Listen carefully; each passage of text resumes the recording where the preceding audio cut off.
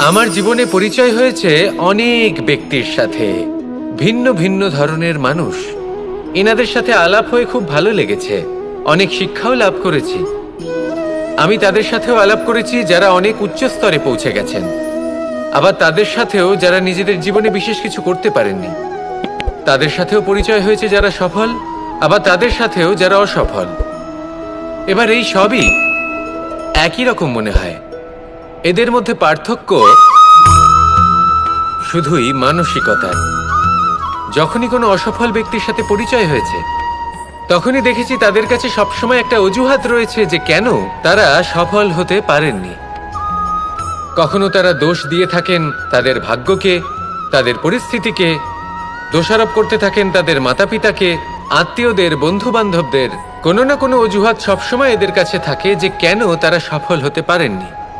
সেখানেই যখন সফল ব্যক্তির সাথে পরিচয় হয়, তাদের কাছে সবসময় একটা কারণ থাকে যে কিভাবে এই সমস্যাগুলির ঊর্ধ্বে উঠে সাফল্য লাভ করা যায়। আর সেই কারণ হলো যে যাই হয়ে যাক না কেন, সাফল্য লাভ করতেই হবে। যতই সংঘর্ষ করতে হোক না কেন, যতই সমস্যা আসুক না কেন, সফল আমাদের হতেই হবে। এটাই পার্থক্য মানসিকতার। সত্যি কথা বলতে, আপনার আজকের এই মানসিকতা হলো আপনার আগামী ভবিষ্যতের ইমারতের ভিত। এই মানসিকতা যতটা প্রবল হবে, যতটা শুভ হবে, আপনার ভবিষ্যৎ ততটাই বিশাল এবং সুন্দর হবে। তাহলে সমস্যার উপর নয়, সাফল্যের উপর মনোযোগ কেন্দ্রীভূত করুন, জীবনে এগোতে থাকুন, আর আমার সাথে ভালোবেসে বলুন, রাধা রাধা। কোনো এক সময়ের কথা, একজন জেলের একটা ছোট্ট পুত্র ছিল। সে ভাবল যে আমি আমার বাবার মতোই মাছ ধরব। তখন সে একটা লাঠি নিল, তাতে দড়ি বাঁধল, আর সেই দড়ির মুখে যে কাঁটা বিঁধে থাকে তাতে চারা ঝুলিয়ে জলে ফেলল আর বসে থাকল। কিছু সময় পরে জলে একটি তরঙ্গ দেখা গেল। ও বুঝতে পারল খুব বড় একটা মাছ ফাঁদে পড়েছে। ও বল প্রয়োগ করলো, সেটা টানার চেষ্টা করলো।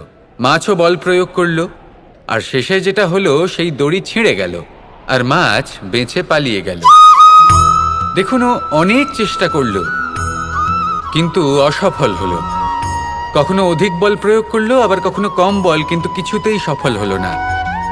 ও পঞ্চমবার প্রচেষ্টা করলো, না বেশি বল প্রয়োগ করলো না কম, ততটাই বল প্রয়োগ করলো যতটা পর্যাপ্ত, ঠিক ততটাই বল, যতটা বল সেই মাছ প্রয়োগ করলো। আর শেষ পর্যন্ত জীবনে প্রথমবার ও মাছ ধরতে সফল হলো। এবার এই কথার সারমর্ম কি? ভারসাম্য। এটাই হলো জীবনের সবথেকে বড় নিয়ম। আমাদের সবার জীবনে সমস্যা রয়েছে, কখনো মন দিয়ে ভেবে দেখবেন। জীবনে যদি কোনো ক্ষুদ্র সমস্যা বা ছোট সমস্যা থাকে, আর সেটা সমাধান করার জন্য আপনি বেশি চেষ্টা করছেন, তাহলে তার দ্বারা সমাধান হয় না, বরং আরো বিপদ বেড়ে যায়। যখন কোনো বড় সমস্যা থাকে আর আপনি কম চেষ্টা করতে থাকেন, তখন সমাধান হয় না, তা চলতেই থাকে। শুধু এটাই হলো ব্যাপার। জীবনের সমস্ত সমস্যার একটা ভারসাম্য বজায় রাখা, যদি এটা আপনি শিখে ফেলতে পারেন, জীবনটা আপনার হাতের মুঠোয় থাকবে। আসুন আমার সাথে ভালোবেসে বলুন, রাধা রাধা। আমরা কখন উচিত কাজ করি, কখন অনুচিত কাজ করি, কখন পুণ্য করি আর কখন পাপ করি, কখন ন্যায়ের পথে চলি আবার কখন অন্যায়ের পথে চলি, তা দুজন ব্যক্তি বুঝতে পারেন, পরমাত্মা আর অন্তরাত্মা। এবার প্রত্যেক মুহূর্তে কি হয় পরমাত্মা সবই জানেন, তার কাছে কিছুই গোপন নয়। কিন্তু প্রত্যেক মুহূর্তে আপনার কি করা উচিত সেটা উনি এসে আপনাকে বলতে পারবেন না। সেই জন্য আমাদের ভেতরে আসুন আর আমার সাথে ভালোবেসে বলুন, রাধা রাধা। মানুষের জীবনে দুই ধরনের আবেগ থাকে যা চিরকাল তার সাথে বসবাস করে। প্রথম, স্বপ্ন। দ্বিতীয়, অজুহাত। মানুষ হাজার হাজার স্বপ্ন দেখতে পারে। আমাকে এই কাজ করতে হবে, আমাকে ওখানে ঘুরতে যেতে হবে, আমায় জীবনে এই অসম্ভব কাজ বাস্তবায়িত করে দেখাতে হবে, আদি ইত্যাদি। এবার ঠিক যেমন স্বপ্ন দেখেন সেইভাবে অজুহাতও খুঁজে নিয়ে আসেন। আমি এই স্বপ্ন পূরণ করতে পারলাম না, কারণ আমাকে কেউ সাহায্যই করলো না, কারণ আমি দুর্বল হয়ে পড়েছিলাম, কারণ আমার কাছে সময়ই ছিল না, আদি ইত্যাদি। এবার সাফল্য এবং অসফলতার মাঝখানে এই ধরনের সংঘর্ষ হতে থাকে। সাফল্য তখন লাভ করা সম্ভব যখন আপনার স্বপ্ন আপনার অজুহাতের থেকে অনেক বড় হয়, আর অসফলতা তখন পাবেন যখন আপনার অজুহাত আপনার স্বপ্নের থেকে অনেক বড় হয়। আপনি যদি সাফল্য লাভ করতে চান তাহলে চেষ্টা করতে থাকুন, পরিশ্রম করুন। যদি অসফল হন তাহলে ভয়ভীত হওয়ার কোনো প্রয়োজন নেই। নিজের ভুল বুঝুন, তাকে শুধরে নিন, আবার চেষ্টা করুন। কিন্তু যদি নিজের জীবনে অজুহাত নিয়ে আসেন তখন স্বপ্ন কখনো পূরণ হবে না। আসুন আমার সাথে ভালোবেসে বলুন, রাধা রাধা। এমন কিছু রয়েছে মানুষের মনে, তাদের জীবনে এমন এক আবেগ যা সর্বজন বিদিত, যা সবাই জানেন যে উপস্থিত আছে। সেটাকে আমরা সমস্যা বলে থাকি। এমনিতে আমরা সকলেই জানি যে এমন কোনো গৃহ নেই যেখানে মৃত্যুর ছায়া পড়েনি, এমন কোনো বৃক্ষ নেই যার দ্বারা ওষুধ তৈরি সম্ভব নয়, এমন কোনো অন্ন নেই যা সময়ের সাথে বিষ বা অমৃতে পরিণত হতে পারে। এবার এই সমস্যাগুলি কোনো ব্যক্তির জন্য সমস্যা হতে পারে, কিন্তু নিজে থেকে এরা কোনো সমস্যাই নয়। এরা আসে আমাদের সাহায্য করতে, আমাদের কিছু শেখাতে। আপনি নিজেই দেখুন, পর্বতের শিখর থেকে কোনো এক পাখি পড়ে গিয়ে নিজের প্রাণ ত্যাগ করলো। সেটা কখন সম্ভব? যখন সেই পাখি ওড়ার চেষ্টাই করে না। তখন যখন কোনো ব্যক্তি জলে পড়ে যান এবং ডুবে গিয়ে নিজের প্রাণ হারান, এর সম্ভাবনা কখন বেশি থাকে? যখন সেই ব্যক্তি সাঁতার কাটার চেষ্টাই করেন না। তখন এই সমস্যা প্রত্যেকের জীবনে থাকবেই, কিন্তু এটা মনে রাখা প্রয়োজনীয় যে কোনো সমস্যা পরিস্থিতির কারণে সমস্যা হয়ে ওঠে না। এই পরিস্থিতি যখন আমাদের সামনে আসে আমাদের তা কঠিন মনে হয়, আমরা নতমস্তক হয়ে পড়ি, ভয়ভীত হয়ে পড়ি, তার সম্মুখীন হতে পারি না। তখন তা সমস্যার রূপ নেয়। দৃঢ় হয়ে দাঁড়িয়ে থাকুন সাহসের সাথে, এই পরিস্থিতিগুলির সম্মুখীন হন। দেখবেন সমস্যা কখন সাফল্যে পরিণত হবে আপনি জানতেই পারবেন না। আসুন আমার সাথে ভালোবেসে বলুন, রাধা রাধা। এই সমগ্র সংসারের সবথেকে গুরুত্বপূর্ণ ব্যক্তি কে? স্বয়ং আপনি।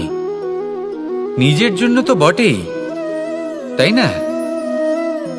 কারণ যখন আপনি জন্মগ্রহণ করেন, নিজের চোখ খোলেন, এই সংসারে আসেন, তখনই তো এই সংসারকে আপনি দেখতে পান, অনুভব করতে পারেন।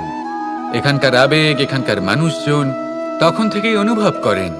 যদি আপনি না থাকেন তাহলে এই সংসারের অস্তিত্ব আপনার কাছে শূন্যের সমান, তাই না? আপনি না থাকলে এই সংসারও আপনার কাছে নেই।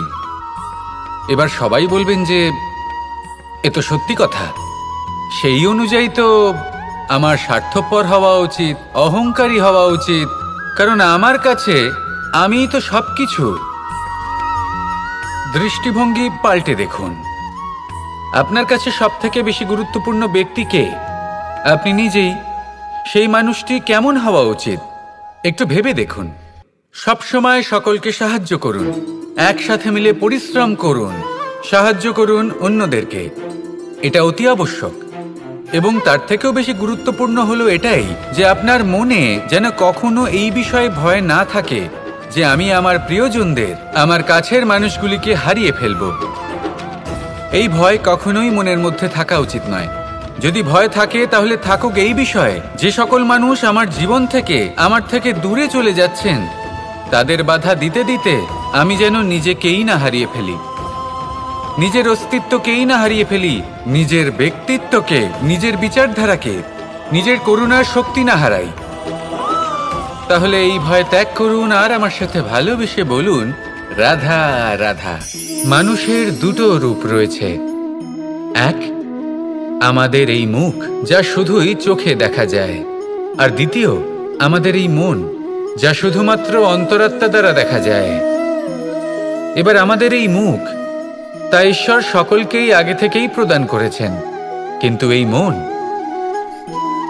এই মন কেমন হবে তা আমাদের জীবনের অনুভূতি এবং আমাদের জীবনের লক্ষ্য এগুলি সুনিশ্চিত করে।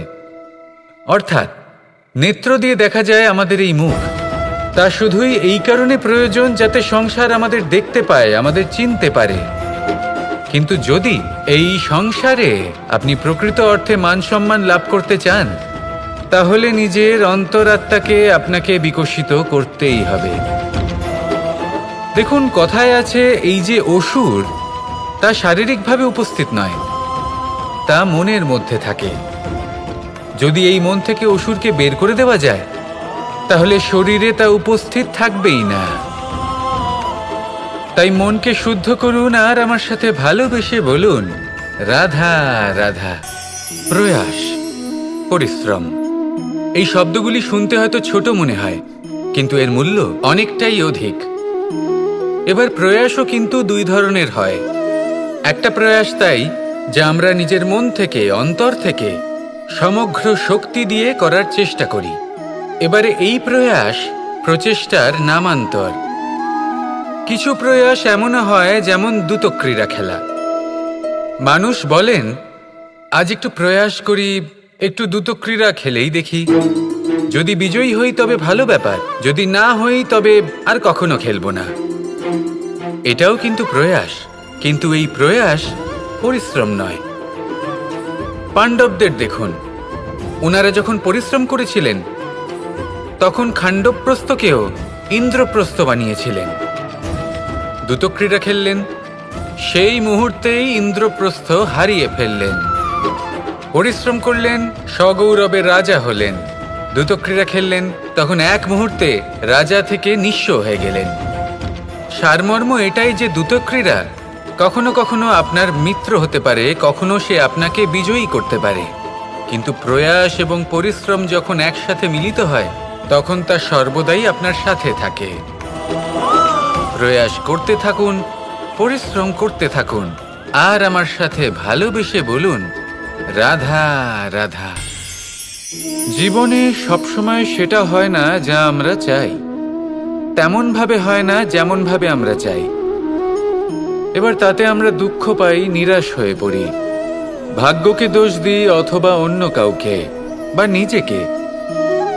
কিন্তু সত্যটা কি সেটা আমাদের জানতে হবে। এই সংসার নির্মিত হয়েছে পাহাড় দ্বারা এবং পাথর দ্বারা, তাই প্রত্যেক স্থানে ছোট ছোট ছোট ছোট নুড়ি পাথর তো অবশ্যই থাকবে। এগুলো এড়িয়ে যাওয়া সম্ভব নয়, আর এই কথাটা আমরা সকলে জানি। এবার এইভাবেই আমাদের জীবনে নানান রকমের সমস্যা লেগেই থাকে। এর হাত থেকে কোনোভাবেই নিস্তার পাওয়া সম্ভব নয়। একটা সমস্যা এড়াতে যান, দ্বিতীয় চলে আসবে, দ্বিতীয় সমস্যা এড়াতে যান, তৃতীয় চলে আসবে। কিন্তু সমস্যা জীবনে থাকবেই, আর আপনাকে সাহায্য করার জন্যই থাকবে কোনো না কোনো রূপে।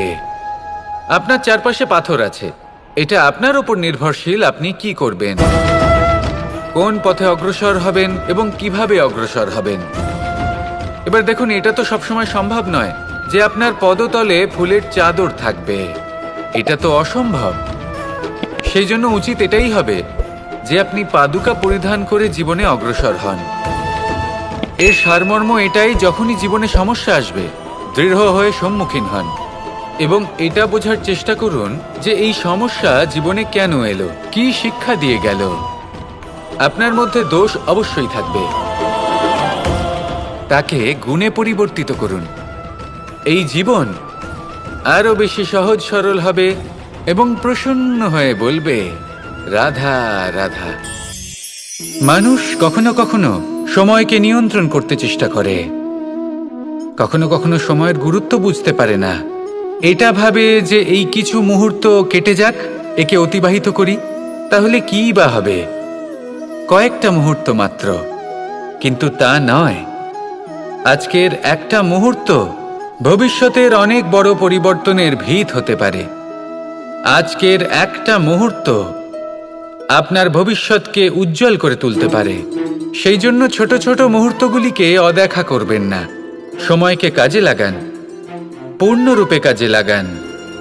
এবার যদি আপনি কাউকে সাহায্য করতে চান আর সেই কারণেই যদি থেমে থাকেন, তাহলে ঠিক আছে, কারণ আপনি কাউকে সাহায্য করে তার জীবনকে আরো ভালো করে তুলতে চাইছেন, আরো শ্রেষ্ঠ করতে চাইছেন। এই পুণ্য, এই কর্ম ফিরে আপনার কাছেই আসবে আর আপনার জীবনকে শুভ করে তুলবে। কিন্তু যদি আপনি আলস্যের কারণে থেমে থাকেন এবং কিছুই না করেন, সময় নষ্ট করেন, তাহলে কিন্তু একটাই ঘটনা ঘটবে, আপনার ভবিষ্যৎ বিপদগ্রস্ত হয়ে পড়বে, আর কিছুই নয়। সেই জন্য এটা বোঝা প্রয়োজন যে কখন থামতে হবে এবং কেন থামতে হবে। যদি আপনার থামার কারণ এবং সময় অনুচিত হয়ে থাকে, তাহলে আপনার ভবিষ্যৎ কখনোই উচিত হতে পারে না।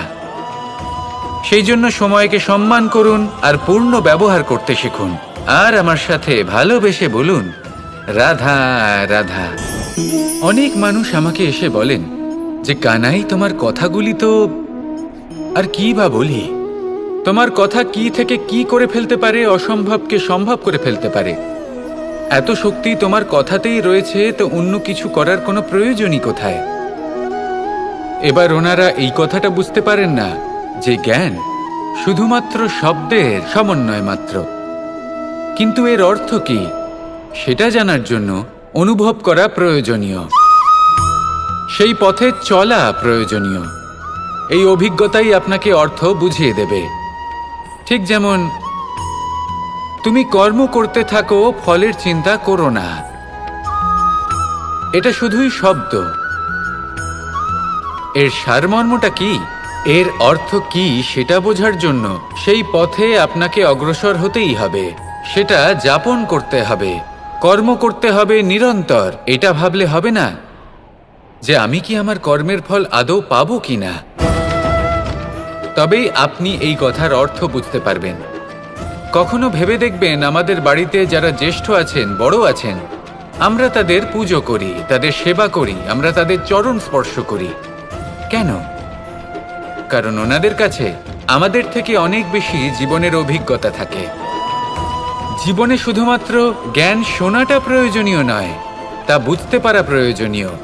তা যদি যাপন করেন তবেই অভিজ্ঞতা হবে, তবেই প্রকৃত অর্থ বুঝতে পারবেন। তাহলে জ্ঞান শুধু শুনবেন না, বুঝুন, তাকে আচরণে আনুন এবং আমার সাথে ভালোবেসে বলুন, রাধা রাধা। এই সংসারের সব থেকে কঠোর ধাতুর মধ্যে একটি হলো লোহা। লোহা দিয়ে আমরা অনেক অস্ত্র শস্ত্র লাভ করি, অনেক বস্তুও লাভ করি। এবার এই লোহাকে কাটার জন্য, একে কোনো আকার দেওয়ার জন্য কি প্রয়োগ করতে হয়? লোহা। এবার এই কথাটা আমরা সকলেই জানি যে লোহার দ্বারাই লোহাকে কাটতে হয়। এবার এই কথা আমি আপনাকে কেন বলছি, এরপরে খুব বড় একটা প্রশ্ন আসে যা খুব বড় শিক্ষা দিয়ে যায়।